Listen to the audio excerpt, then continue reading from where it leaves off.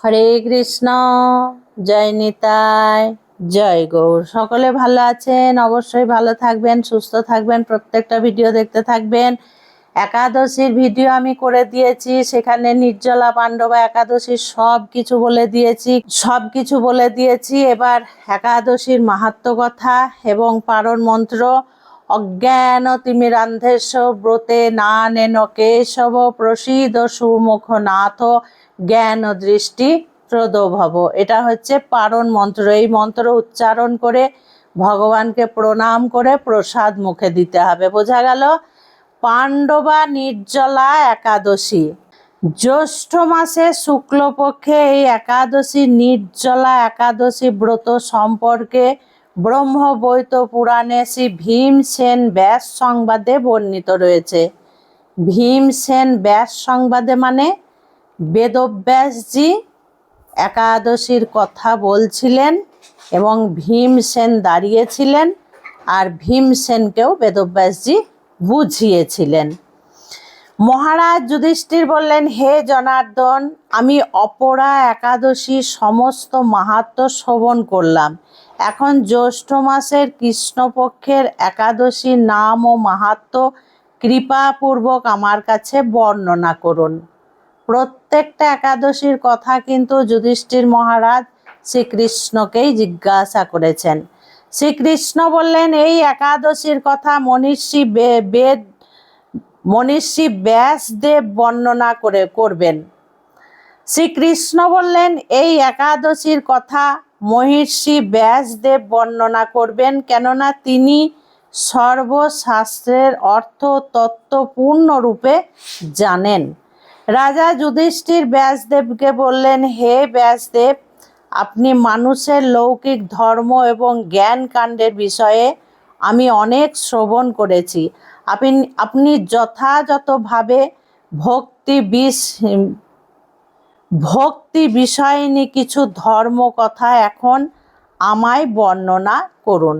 শ্রী ব্যাসদেব বললেন, হে মহারাজ, তুমি যেসব ধর্ম কথা শুনেছ, এই কলিযুগে মানুষের পক্ষে সে সমস্ত পালন করা অত্যন্ত কঠিন। যা সুখে সামান্য খরচে অল্প কষ্টে সম্পাদন করা যায়, অথচ মহাফল পাওয়া যায়, শাস্ত্রে সেই ধর্মই কলিযুগে মানুষের পক্ষে করা শ্রেষ্ঠ। সেই ধর্ম কথায় এখন আপনার কাছে বলছি। উভয় পক্ষের একাদশীর দিনে ভোজন না করে উপবাস ব্রত করবে। দ্বাদশীর দিনে স্নান করে শুচি শুদ্ধ হয়ে নিত্যকৃত্য সমর্পণের পর শ্রীকৃষ্ণের অর্চনা করবেন। আমি কিন্তু কিছুটা বাদ দিয়ে পড়ছি, সুবিধার জন্য বুঝিয়ে দিচ্ছি, পুরো খুঁটিয়ে আমি পড়ছি না। এরপর ব্রাহ্মণদেবকে প্রসাদ ভোজন করাবেন এবং এই ব্রত সমাপ্ত করবেন।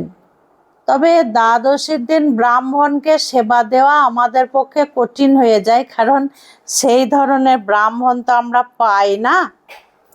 কোনো অশুচি অবস্থাতে কিন্তু এই ব্রত ত্যাগ করা যাবে না। আমি ওই জন্য মায়েদেরকে বলি, মৃত অসুচ বা আনন্দ অসুচ হলে কিন্তু এই ব্রত ত্যাগ করবে না। যে সকল ব্যক্তি স্বর্গে যেতে চায় তাদের সারা জীবন এই ব্রত পালন করা উচিত। পাপ কর্মে রত ও ধর্মহীন ব্যক্তিরাও যদি এই একাদশীর দিনে ভোজন না করে, তবে তারা যম যন্ত্রণা থেকে রক্ষা পায়। যদি একাদশীর দিন আমরা না খাই, মানে অন্ন যদি না খাই, ঠিকভাবে যদি পালন করি, তাহলে কিন্তু আমরা যম যন্ত্রণা ভোগ করব না। শ্রী ব্যাসদেবের এই সমস্ত কথা শুনে গদাধর ভীমসেন অশ্বত্থ পাতার মতো থরথর করে কাঁপতে লাগলেন এবং বলতে লাগলেন, হে মহাবুদ্ধি পিতামহ,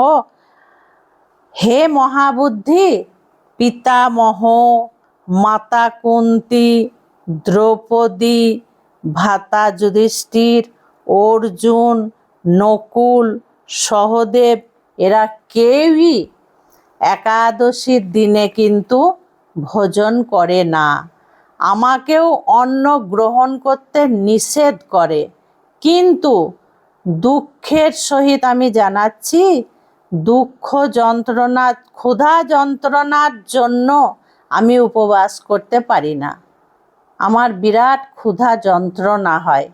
ভীমসেনের এই রকম কথায় ব্যাসদেব বলতে লাগলেন, যদি স্বর্গাদি দিব্য ধাম লাভে তোমার একান্ত ইচ্ছা থাকে, তবে উভয় পক্ষের একাদশীতে ভোজন করবে না।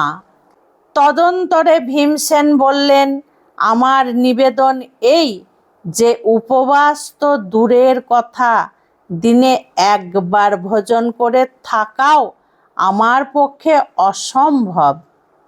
কারণ আমার উদরে বৃক নামে অগ্নি রয়েছে। ভোজন না করলে কিছুতেই সে শান্ত হয় না। তাই প্রতিটি একাদশী পালনে আমি একেবারেই অপারগ। হে মহর্ষি, বছরে একটি মাত্র একাদশী পালন করে যাতে আমি দিব্য ধাম লাভ করতে পারি, এই রকম কোনো একাদশীর কথা আমাকে নিশ্চয় করে বলুন। তখন ব্যাসদেব বললেন, জ্যৈষ্ঠ মাসে শুক্লপক্ষের একাদশী তিথিতে জল পান পর্যন্ত না করে সম্পূর্ণ উপবাস থাকবে। তবে আচমন এবং স্নান এই দুটো জিনিসে কিন্তু কোনো অপরাধ হবে না।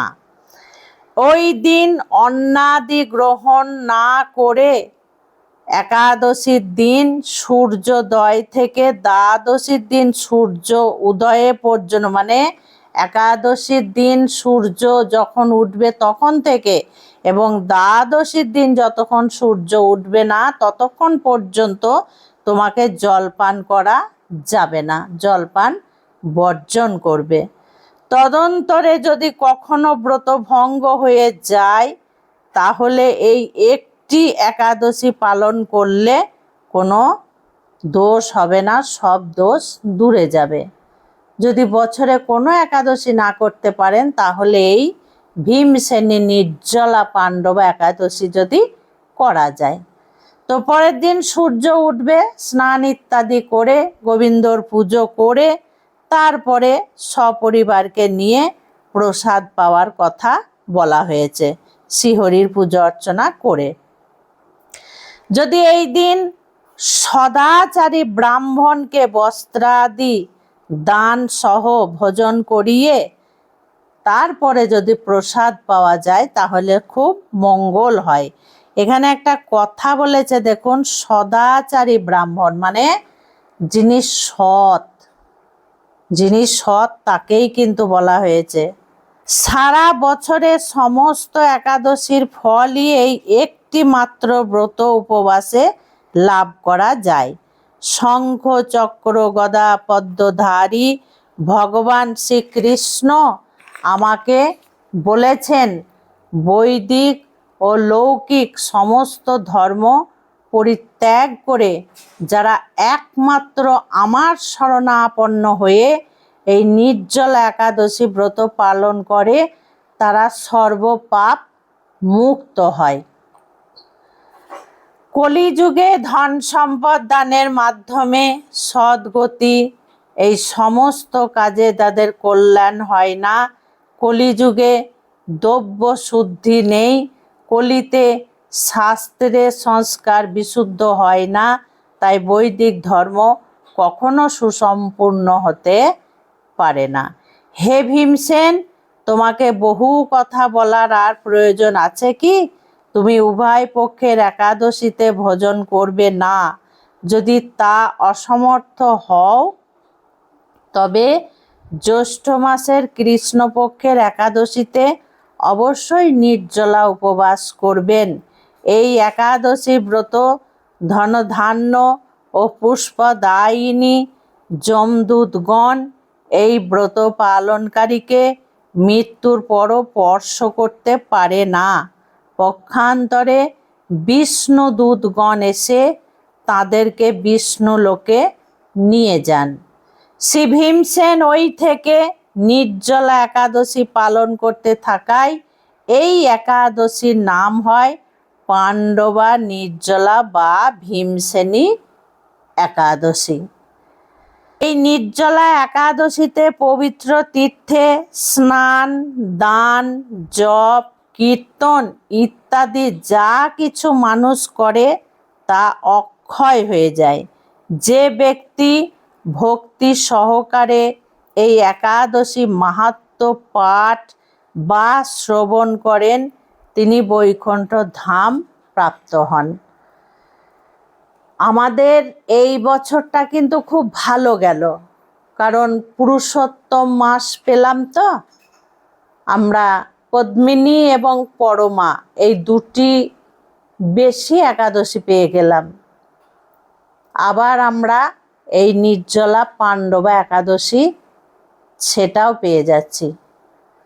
যে মায়েরা যেভাবে পারবেন, আমি এর আগের ভিডিওতে বলে দিয়েছি, আবারও বলছি, যে মায়েরা যেভাবে পারবেন সেইভাবেই পালন করবেন। অসুবিধা হওয়ার কোনো কারণ নেই এবং ভয় পাবারও কোনো কারণ নেই। আপনারা যেভাবে পারবেন ফল আহার করে, সবজি খেয়ে, সাবু খেয়ে আপনারা পালন করুন। নির্জলা একাদশী অসুস্থদের জন্য নয়। যারা অসুস্থ, যাদের শরীর খাম হয়েছে তাদের জন্য নয়। যারা সুস্থ সবল তারা নির্জলাভাবে পালন করুন। ভগবান দুজনাকেই ক্ষমা করে দেবেন, কোনো অসুবিধা নেই। খুব ভালো থাকবেন, সুস্থ থাকবেন, এইভাবে প্রত্যেকটা ভিডিও দেখতে থাকবেন। আজকে আসছি। হরে কৃষ্ণ, জয় নিতাই, জয় গৌর।